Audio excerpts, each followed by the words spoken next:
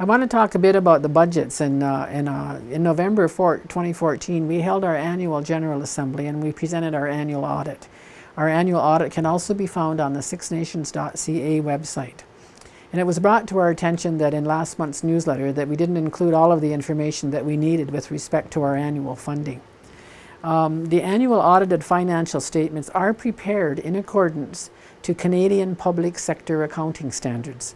And using that standard, capital assets such as buildings are set up as an asset and amortized over their useful life. For example, a building bought today for $200,000 with a useful life of 20 years is amortized $10,000 annually. The budget statements are more cash-based and similar to the reporting prepared for the various ministries that provide funding. On the last audit for last year, we showed our annual revenue at $78.3 million. Now, salaries for that is $26.8 million. That's for the salaries for the over 700 employees that we have. The program expenses and the services that we provide to the community came to a total of $38.6 million. We do have loans on various buildings that we have to repay, and the interest on those loans comes to $0.8 million. The amortization of the assets, which I just mentioned, that accounts for $5.8 million. Those are assets purchased prior years and amortized over their useful life. The remaining $6.2 million, although it is indicated as a surplus in our annual audit, is actually buildings, and that's the figure that is applied to the assets that we have. So it's not a cash surplus. It's $6.2 million in buildings and assets, capital assets that we have. So we just wanted to make that clarification so that the figures did add up to the actual $78 million. I also want to talk a bit about our budgets for this year. We did go through a draft planning session, doing our budgeting a couple of weeks ago, and I just very quickly want to highlight some of that. Lands for the various departments. There are some areas that have deficits, like lands and resources. They only get a total revenue of $120,000, yet their total expenses are $1.4 million. So they have a deficit of $1.3. Our Parks and Recreation, again, only gets a revenue of $696,000, and yet to provide the services for our people, their expenses are $1.4 million. So they're incurring a deficit of over $700,000. Public Works Department, they again only get a revenue of $3.0 million, but expenses are $4.3 million for a deficit of $1.2 million. And I mentioned our fire services earlier. We only get $480,000 from our federal government, or from the federal government, for our fire department. That is the only source of revenue we have. And the expenses, just to keep them going as they are $851,000. So the deficit they've had is $370,000. Our Ontario Works, Six Nations Ontario Works, their total revenue is $2.4 million, and they expend all of that money. The biggest department we have is Health, who has $18 million, and they expend most of that money, but they are anticipating a small deficit of $4,000. Our Social Department also has a revenue of $6.2 million, and they'll spend all that money. Our Housing Department has $4.5 million, and they're going to spend all that money as well. Our AcDev Department, which includes the Bingo Hall, is another big department which has $22.9 million, and they will use all that money as well in payouts for the bingo prizes and whatnot.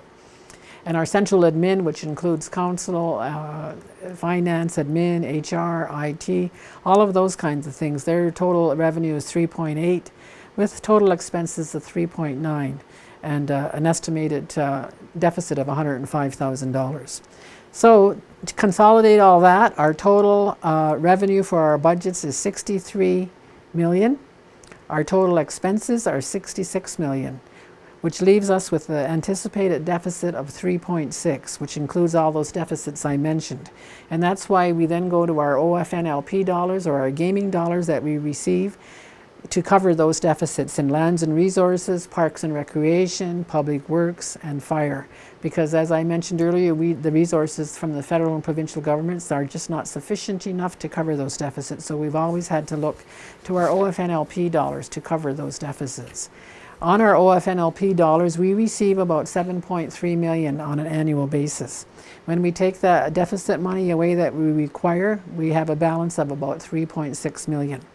1 million of that right off the top has to go to repaying our loan on the water treatment plant. And there are other areas that we have provided funding to a number of community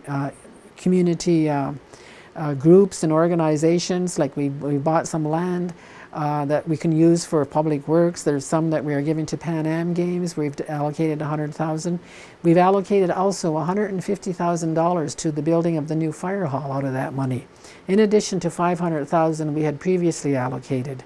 So with the $2 million that the Grand River Enterprises has given us for the fire hall, that fire hall budget is $2,650,000, and we're hoping that that will be opened up next year as well. We've given $140,000 to the Haudenosaunee Resource Center, which is headed up by Leroy Hill. We've given $500,000 to the Language Commission. We've given money to the library, the food bank, the Red Barn, the Gaming Commission, the farmers, and some of our sports teams.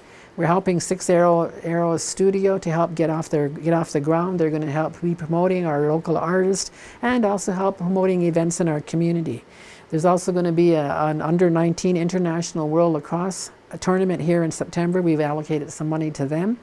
We know that Jace Martin's been organizing his Cure for Cancer concerts every year.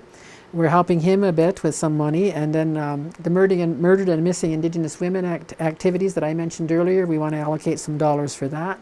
In addition, we know that the addictions in our community, also contribute to a lot of the violence. That we have drugs addiction and drug and alcohol abuse, suicides, bullying. We're trying to do some activities and bring more awareness to the community, so we've allocated some money to that. We've also, as I said, I want to help some of our sports teams and our residential school survivors. We've given them some money to attend an event in Toronto, which will be the closing of the Truth and Reconciliation Commission that was done and has carried out their mandate over the last few years. So we've done all that, and having doing that, we have very little money left, but and that's one of the reasons we continue to try and generate our own revenue and get our development corporation in place so that we can help provide more dollars back to our community members. But just by going through that list, you can see that there is still a lot of need. And I was just reminded after I was on the radio that we need to start devoting more money to recycling. And I think that is a priority, and the community really needs to step up, and let's push recycling every chance we get. So we're going to continue to do that.